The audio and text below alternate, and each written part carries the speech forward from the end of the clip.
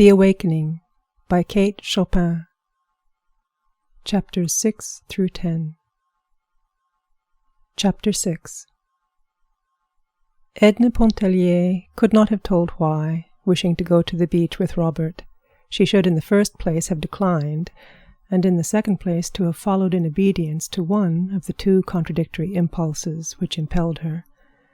A certain light was beginning to dawn dimly within her, the light which, showing the way, forbids it. At that early period it served but to bewilder her.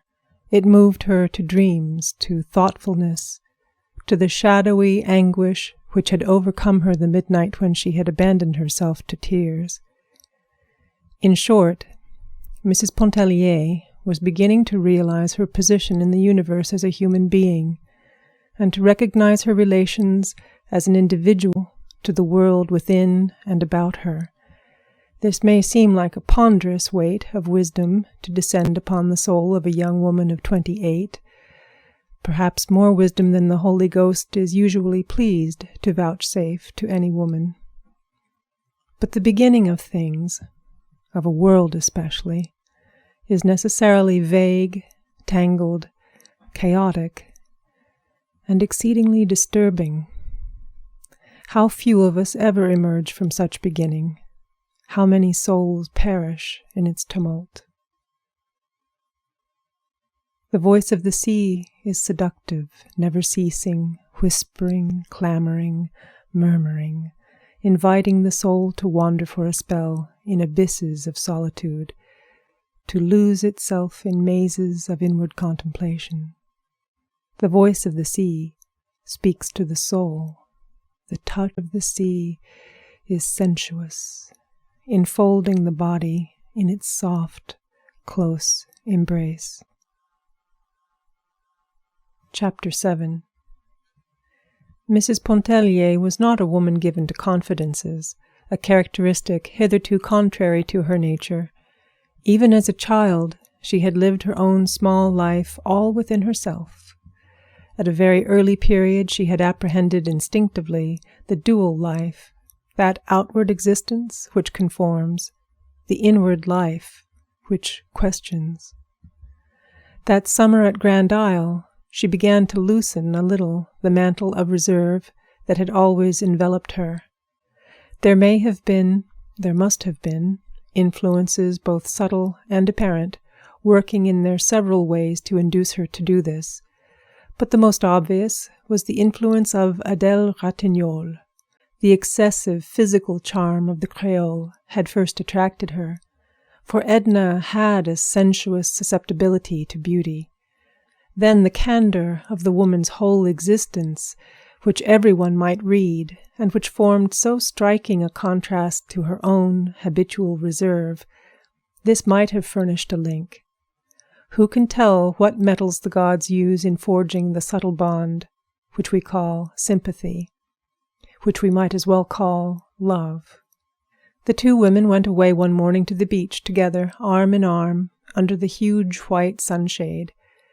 Edna had prevailed upon Madame Ratignolle to leave the children behind, though she could not induce her to relinquish a diminutive roll of needlework, which Adèle begged to be allowed to slip into the depths of her pocket.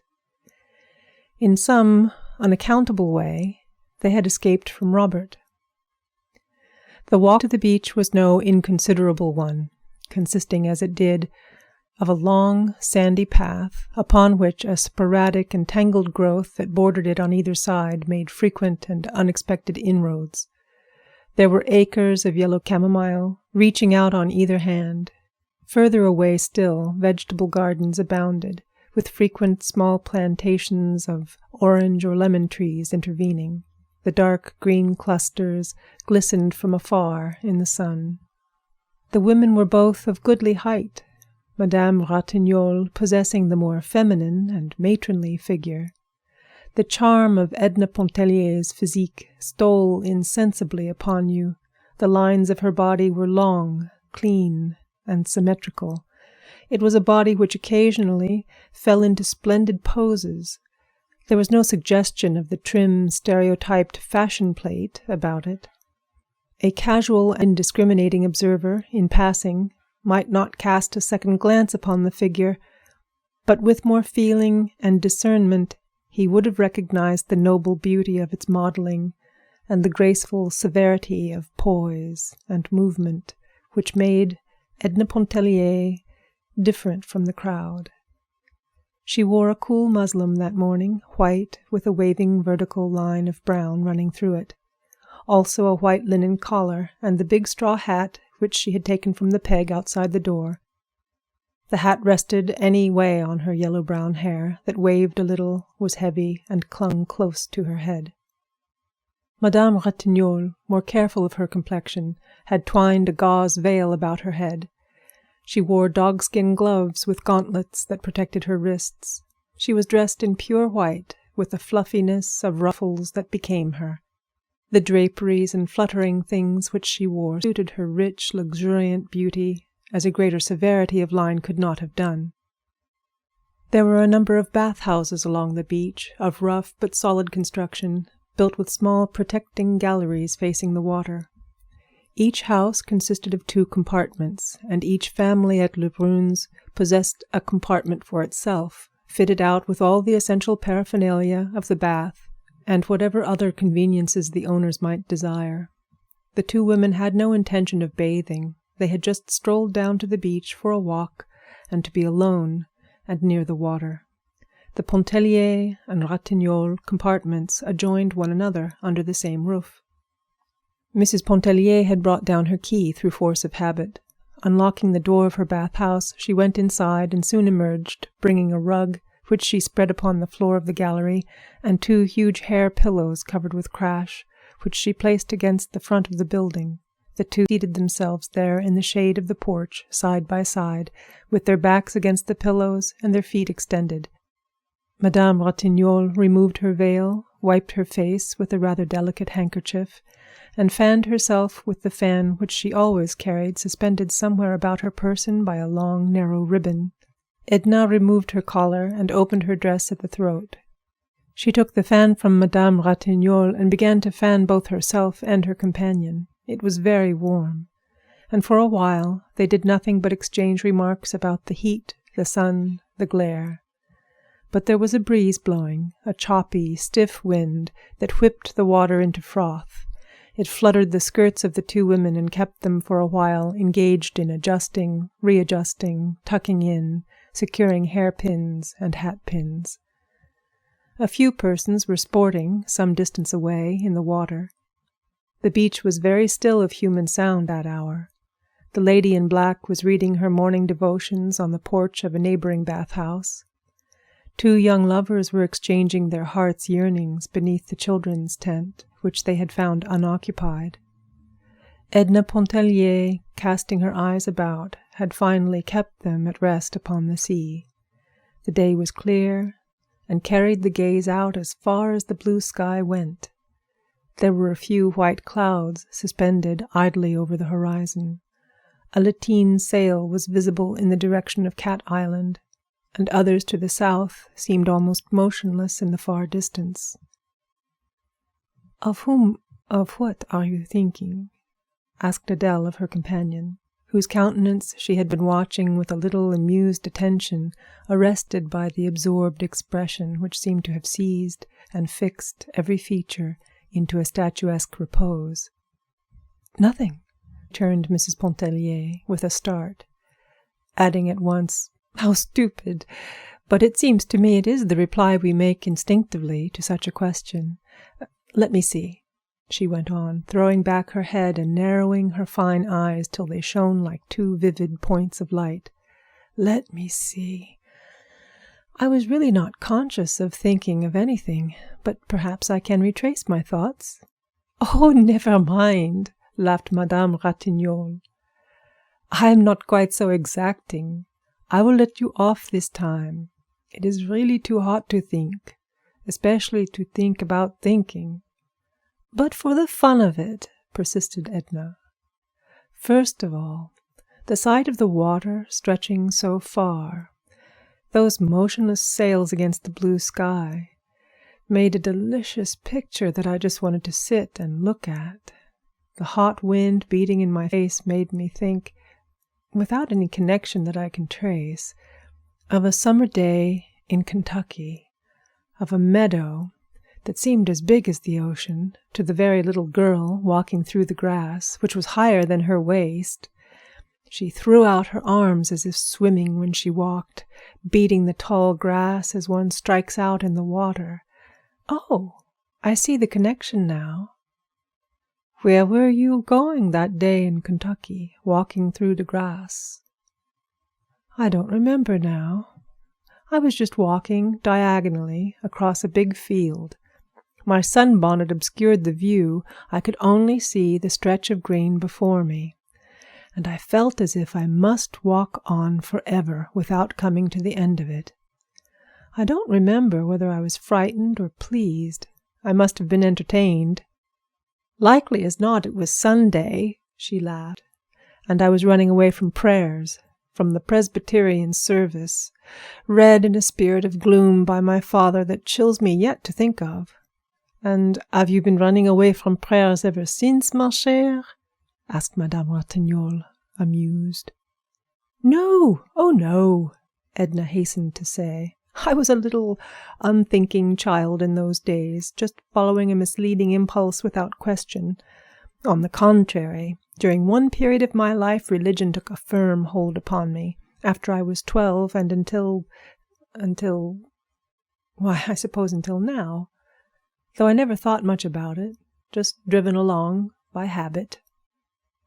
But do you know, she broke off, turning her quick eyes upon Madame Ratignolle, and leaning forward a little so as to bring her face quite close to that of her companion. Sometimes I feel this summer as if I were walking through the green meadow again, idly, aimlessly, unthinking and unguided.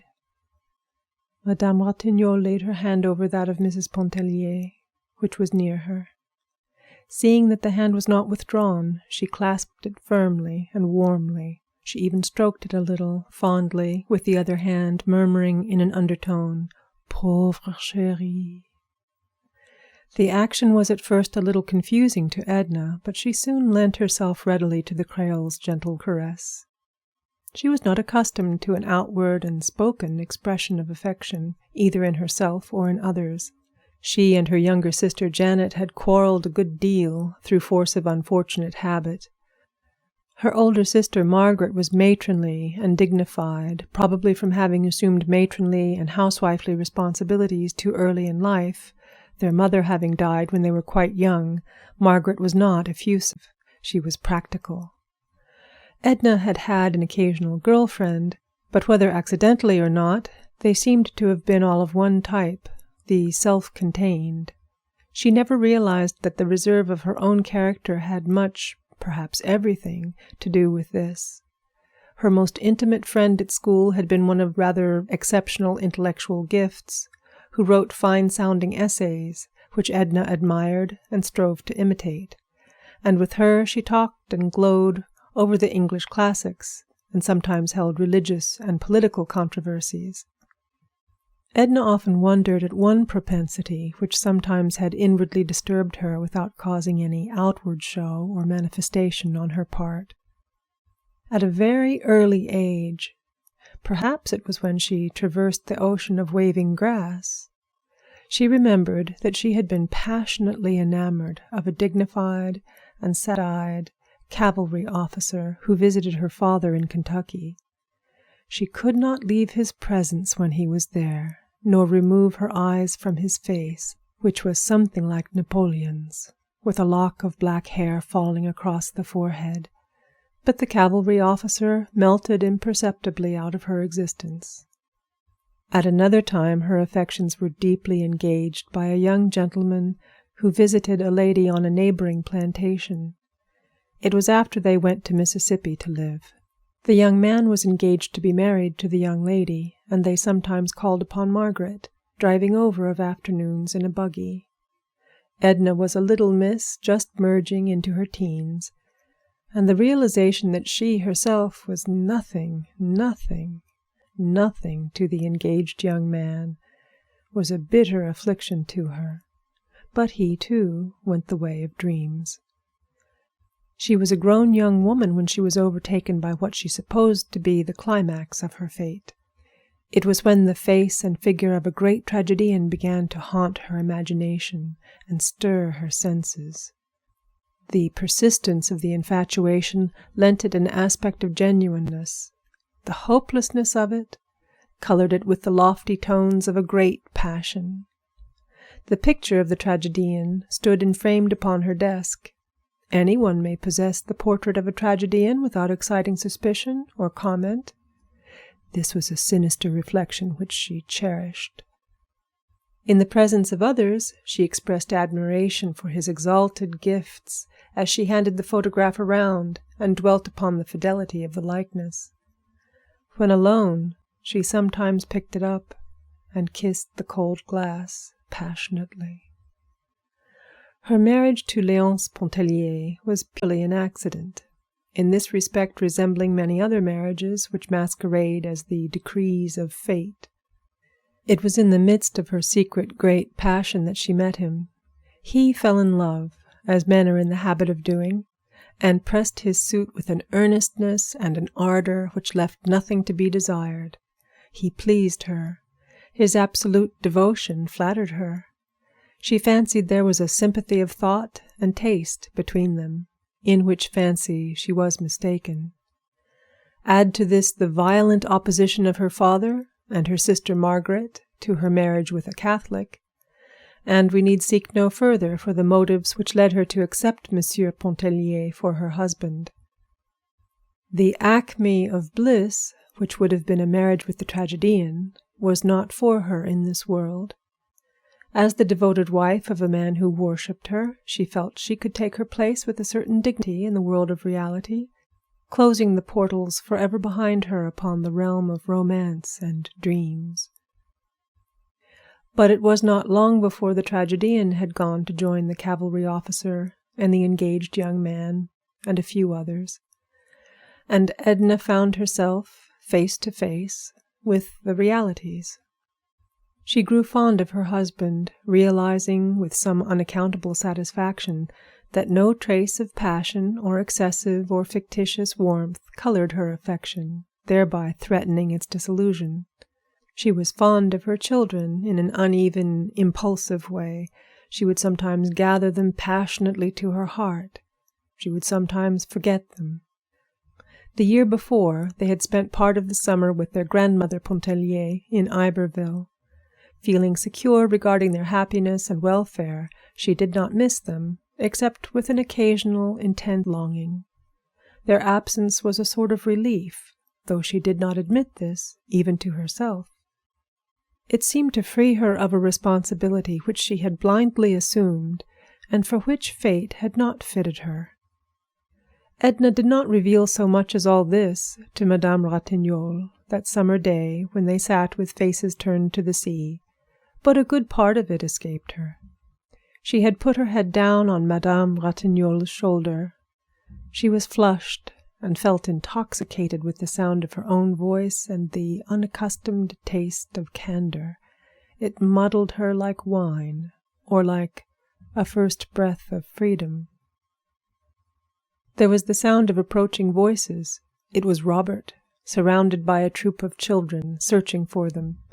The two little Pontelliers were with him, and he carried Madame Ratignolle's little girl in his arms.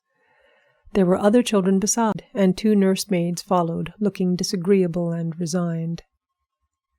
The women at once rose and began to shake out their draperies and relax their muscles. Mrs. Pontellier threw the cushions and rug into the bathhouse. The children all scampered off to the awning, and they stood there in a line, gazing upon the intruding lovers, still exchanging their vows and sighs. The lovers got up with only a silent protest and walked slowly away somewhere else. The children possessed themselves of the tent, and Mrs. Pontellier went over to join them. Madame Ratignolle begged Robert to accompany her to the house. She complained of a cramp in her limbs and stiffness of the joints. She leaned draggingly upon his arm as they walked. Chapter 8. Do me a favor, Robert, spoke the pretty woman at his side almost as soon as she and Robert had started their slow homeward way. She looked up in his face, leaning on his arm beneath the encircling shadow of the umbrella which he had lifted. "Granted. As many as you like," he returned, glancing down into her eyes that were full of thoughtfulness and some speculation. "I only ask for one. Let Mrs. Pontellier alone." "Tiens!" he exclaimed with a sudden boyish laugh. "Voilà que Madame Ratignolle est jalouse." "Nonsense, I am in earnest. I mean what I say. Let Mrs. Pontellier alone." "Why?" he asked, himself growing serious at his companion's solicitation. "She is not one of us. She is not like us. She might make the unfortunate blunder of taking you seriously." His face flushed with annoyance, and taking off his soft hat, he began to beat it impatiently against his leg as he walked. "Why shouldn't she take me seriously?" he demanded sharply. "Am I a comedian? A clown? A jack-in-the-box? Why shouldn't she? You creoles, I have no patience with you. Am I always to be regarded as a feature of an amusing program? I hope Mrs. Pontellier does take me seriously. I hope she has discernment enough to find in me something besides the blagueur. If I thought there was any doubt— Oh, enough, Robert!"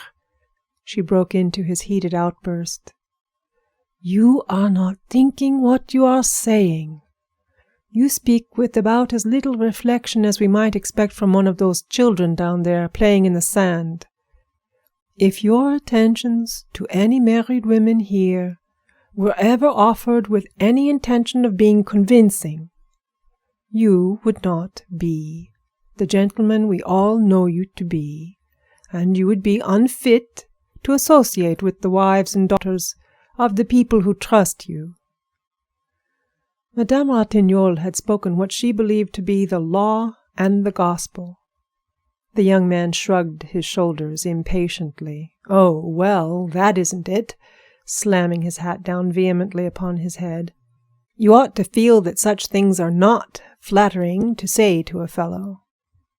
Should our whole intercourse consist of an exchange of compliments, ma foi." "It isn't pleasant to have a woman tell you," he went on, unheedingly, but breaking off suddenly.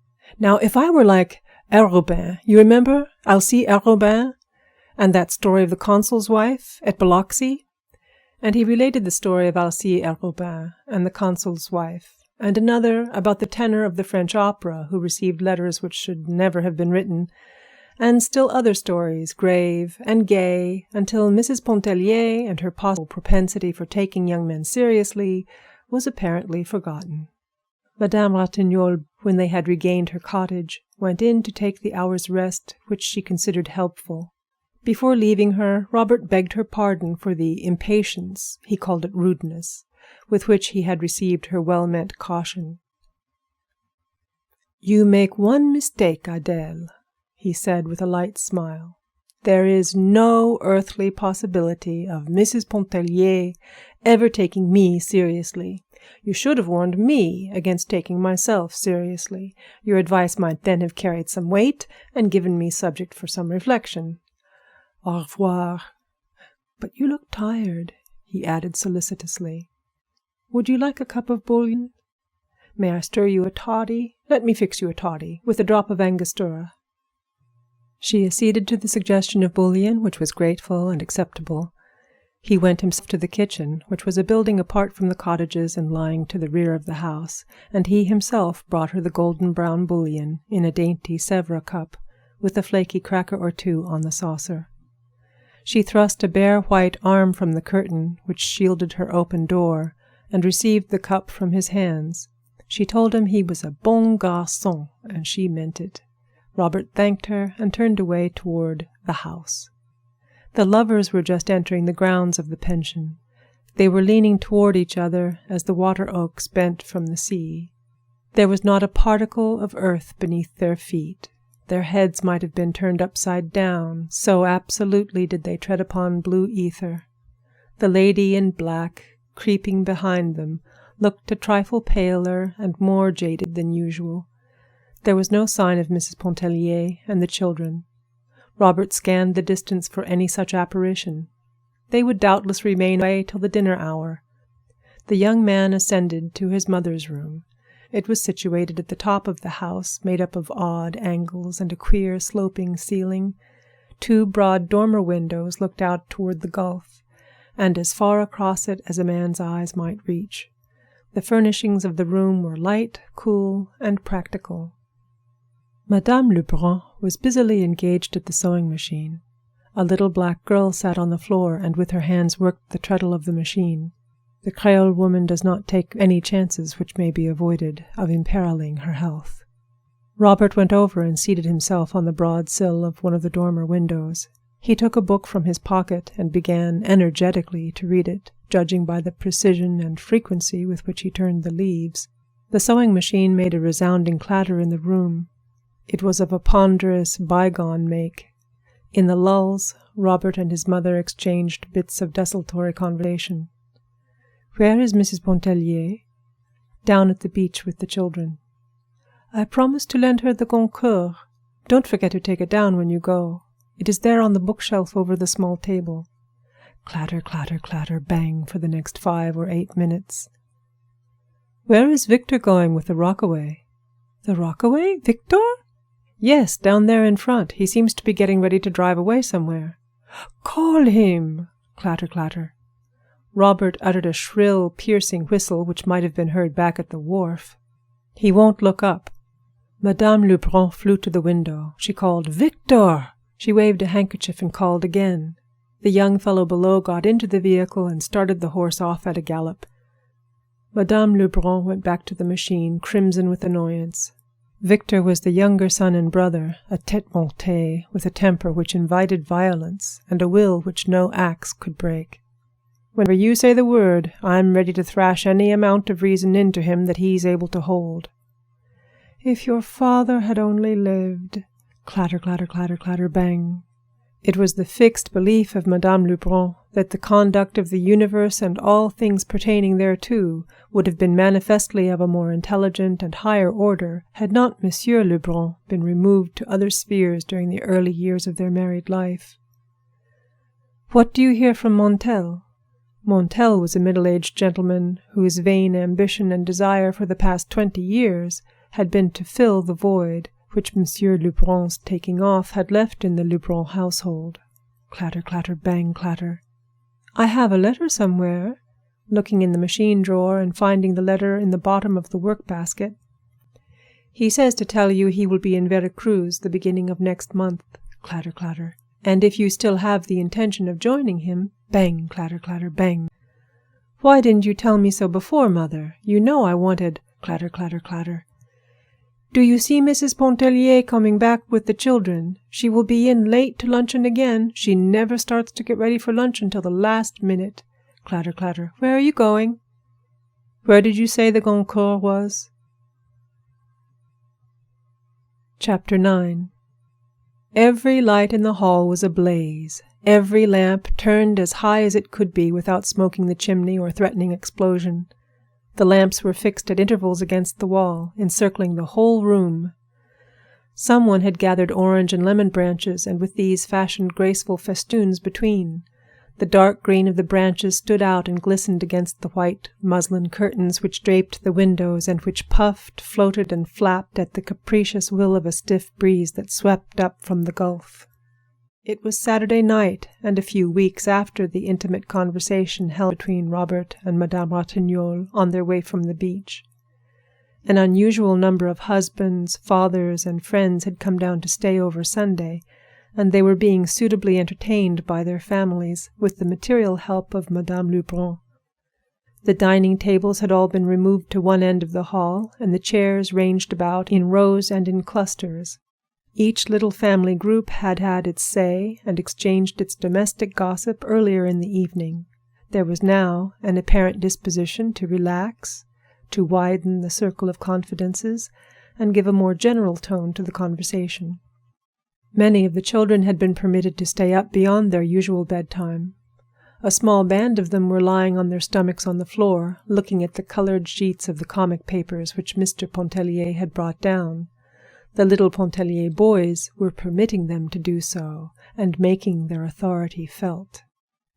Music, dancing, and a recitation or two were the entertainments furnished, or rather offered, but there was nothing systematic about the program, no appearance of prearrangement, nor even premeditation. At an early hour in the evening the Farival twins were prevailed upon to play the piano. They were girls of 14, always clad in the Virgin's colors, blue and white, having been dedicated to the Blessed Virgin at their baptism.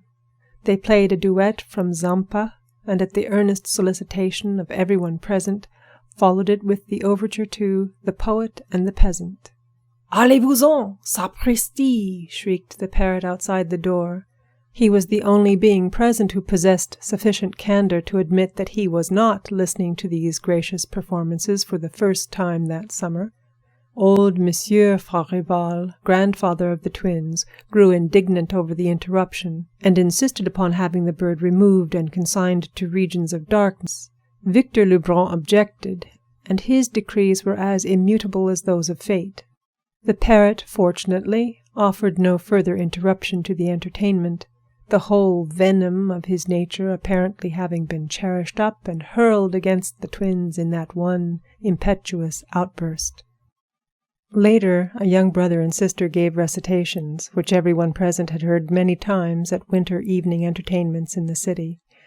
A little girl performed a skirt dance in the center of the floor. The mother played her accompaniments and at the same time watched her daughter with greedy admiration and nervous apprehension. She need have had no apprehension. The child was mistress of the situation. She had been properly dressed for the occasion in black tulle and black silk tights. Her little neck and arms were bare, and her hair, artificially crimped, stood out like fluffy black plumes over her head. Her poses were full of grace, and her little black-shod toes twinkled as they shot out and upward with a rapidity and suddenness which were bewildering. But there was no reason why everyone should not dance. Madame Ratignolle could not, so it was she who gaily consented to play for the others. She played very well, keeping excellent waltz time and infusing an expression into the strains which was indeed inspiring. She was keeping up her music on account of the children, she said, because she and her husband both considered it a means of brightening the home and making it attractive. Almost everyone danced but the twins, who could not be induced to separate during the brief period when one or the other should be whirling about the room in the arms of a man. They might have danced together, but they did not think of it. The children were sent to bed. Some went submissively, others with shrieks and protests as they were dragged away. They had been permitted to sit up till after the ice cream, which naturally marked the limit of human indulgence. The ice cream was passed around with cake, gold and silver cake arranged on platters in alternate slices.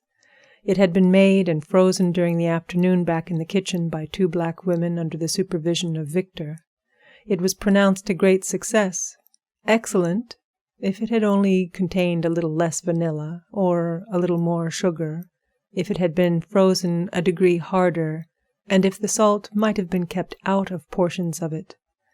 Victor was proud of his achievement, and went about recommending it and urging everyone to partake of it to excess. After Mrs. Pontellier had danced twice with her husband, once with Robert, and once with Monsieur Ratignolle, who was thin and tall and swayed like a reed in the wind when he danced, she went out on the gallery and seated herself on the low window-sill, where she commanded a view of all that went on in the hall and could look out toward the gulf. There was a soft effulgence in the east. The moon was coming up, and its mystic shimmer was casting a million lights across the distant, restless water. "Would you like to hear Mademoiselle Reisz play?" asked Robert, coming out on the porch where she was. Of course Edna would like to hear Mademoiselle Reisz play, but she feared it would be useless to entreat her. "I'll ask her," he said. "I'll tell her that you want to hear her. She likes you. She will come." He turned and hurried away to one of the far cottages, where Mademoiselle Reisz was shuffling away.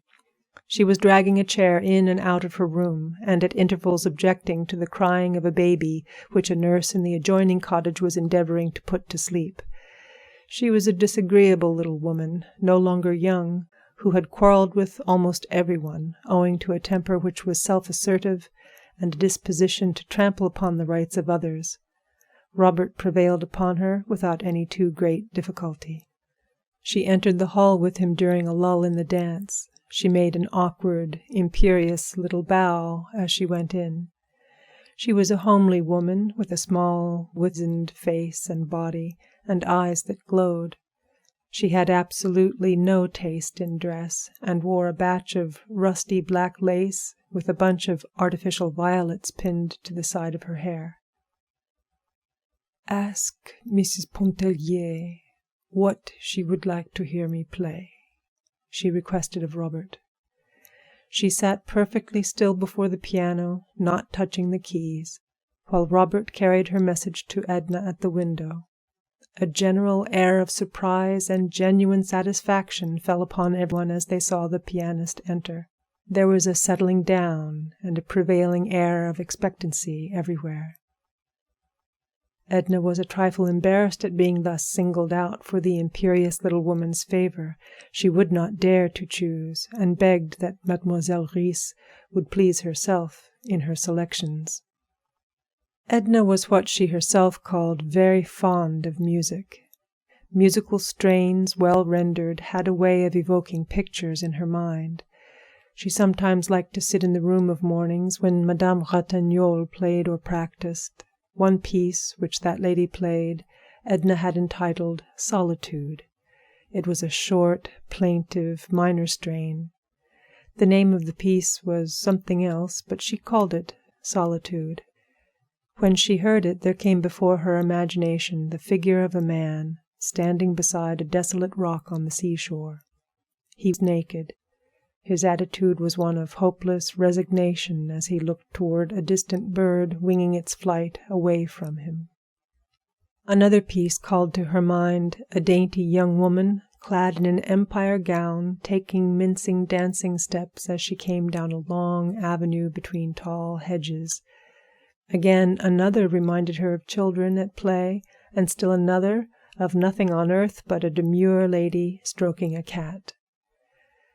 The very first chords which Mademoiselle Reisz struck upon the piano sent a keen tremor down Mrs. Pontellier's spinal column. It was not the first time she had heard an artist at the piano. Perhaps it was the first time she was ready.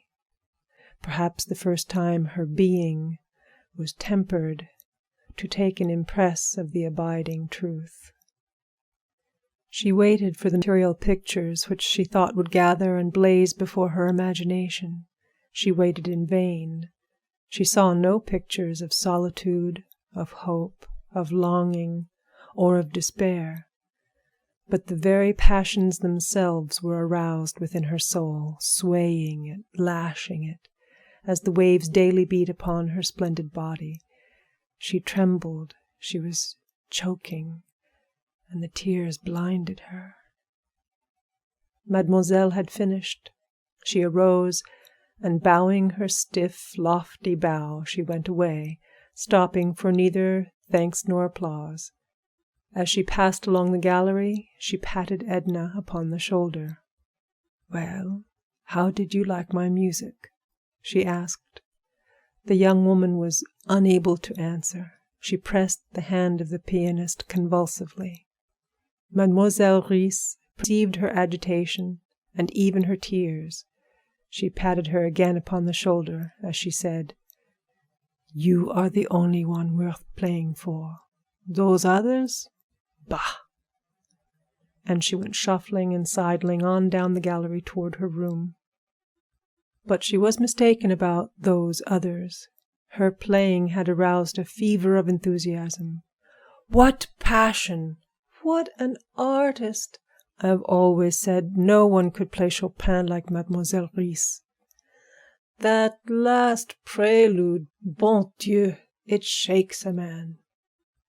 It was growing late, and there was a general disposition to disband, but someone, perhaps it was Robert, thought of a bath at that mystic hour and under that mystic moon. Chapter 10. At all events, Robert proposed it, and there was not a dissenting voice. There was not one but was ready to follow when he led the way. He did not lead the way, however. He directed the way, and he himself loitered behind with the lovers who had betrayed a disposition to linger and hold themselves apart. He walked between them, whether with malicious or mischievous intent was not wholly clear, even to himself. The Pontelliers and Ratignolles walked ahead, the women leaning upon the arms of their husbands. Edna could hear Robert's voice behind them, and could sometimes hear what he said. She wondered why he did not join them. It was unlike him not to. Of late he had sometimes held away from her for an entire day, redoubling his devotion upon the next and the next, as though to make up for hours that had been lost. She missed him the days when some pretext served to take him away from her, just as one misses the sun on a cloudy day without having thought much about the sun when it was shining. The people walked in little groups toward the beach. They talked and laughed. Some of them sang. There was a band playing down at Klein's hotel, and the strains reached them faintly, tempered by the distance. There were strange, rare odors abroad, a tangle of the sea smell and of weeds and damp, new-plowed earth, mingled with the heavy perfume of a field of white blossoms somewhere near. But the night sat lightly upon the sea and the land. There was no weight of darkness. There were no shadows. The white light of the moon had fallen upon the world like the mystery and the softness of sleep. Most of them walked into the water as though into a native element. The sea was quiet now, and swelled lazily in broad billows that melted into one another and did not break, except upon the beach, in little foamy crests that coiled back like slow white serpents. Edna had attempted all summer to learn to swim. She had received instructions from both the men and women, in some instances from the children. Robert had pursued a system of lessons almost daily, and he was nearly at the point of discouragement in realizing the futility of his efforts. A certain ungovernable dread hung about her when in the water, unless there was a hand nearby that might reach out and reassure her. But that night she was like the little tottering, stumbling, clutching child who of a sudden realizes its power and walks for the first time alone, boldly and with overconfidence. She could have shouted for joy. She did shout for joy, as with a sweeping stroke or two she lifted her body to the surface of the water. A feeling of exultation overtook her, as if some power of significant import had been given her to control the working of her body and her soul. She grew daring and reckless, overestimating her strength. She wanted to swim far out where no woman had swum before. Her unlooked-for achievement was the subject of wonder, applause, and admiration. Each one congratulated himself that his special teachings had accomplished this desired end. "How easy it is," she thought. "It is nothing," she said aloud. "Why did I not discover before that it was nothing? Think of the time I have lost, splashing about like a baby." She would not join the groups in their sports and bouts, but intoxicated with her newly conquered power, she swam out alone. She turned her face seaward to gather in an impression of space and solitude which the vast expanse of water, meeting and melting with the moonlit sky, conveyed to her excited fancy. As she swam, she seemed to be reaching out for the unlimited in which to lose herself. Once she turned and looked toward the shore, toward the people she had left there. She had not gone any great distance, that is, what would have been a great distance for an experienced swimmer. But to her unaccustomed vision the stretch of water behind her assumed the aspect of a barrier which her unaided strength would never be able to overcome. A quick vision of death smote her soul, and for a second of time appalled and enfeebled her senses. But by an effort she rallied her staggering faculties and managed to regain the land. She made no mention of her encounter with death and her flash of terror, except to say to her husband, "I thought I should have perished out there, alone." "You are not so very far, my dear. I was watching you," he told her. Edna went at once to the bath-house, and she had put on her dry clothes and was ready to return home before the others had left the water. She started to walk away alone. They all called to her and shouted to her. She waved a dissenting hand and went on, paying no further heed to their renewed cries which sought to detain her. "Sometimes I am tempted to think that Mrs. Pontellier is capricious," said Madame Lebrun, who was amusing herself immensely and feared that Edna's abrupt departure might put an end to the pleasure. "I know she is," assented Mr. Pontellier. "Sometimes, not often." Edna had not traversed a quarter of the distance on her way home before she was overtaken by Robert. "Did you think I was afraid?" she asked him without a shade of annoyance. "No, I knew you weren't afraid." "Then why did you come?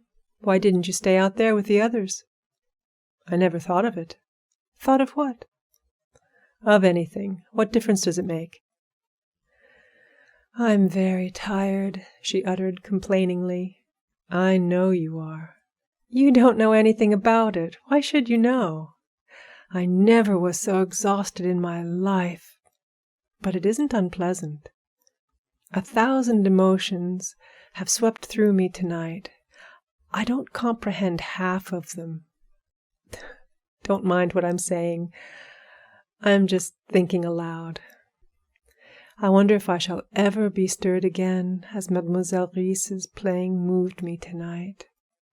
I wonder if any night on earth will ever again be like this one. It is like a night in a dream. The people about me are like some uncanny, half-human beings. There must be spirits abroad tonight." "There are," whispered Robert. "Didn't you know this was the 28th of August?" "The 28th of August?" "Yes, on the 28th of August, at the hour of midnight, and if the moon is shining, the moon must be shining, a spirit that has haunted these shores for ages rises up from the gulf. With its own penetrating vision, the spirit seeks some one mortal worthy to hold him company, worthy of being exalted for a few hours into realms of the semi-celestials. His search has always hitherto been fruitless, and he has sunk back, disheartened, into the sea. But tonight he found Mrs. Pontellier. Perhaps he will never wholly release her from the spell. Perhaps she will never again suffer a poor, unworthy earthling to walk in the shadow of her divine presence." "Don't banter me," she said, wounded at what appeared to be his flippancy. He did not mind the entreaty, but the tone, with its delicate note of pathos, was like a reproach. He could not explain. He could not tell her that he had penetrated her mood and understood.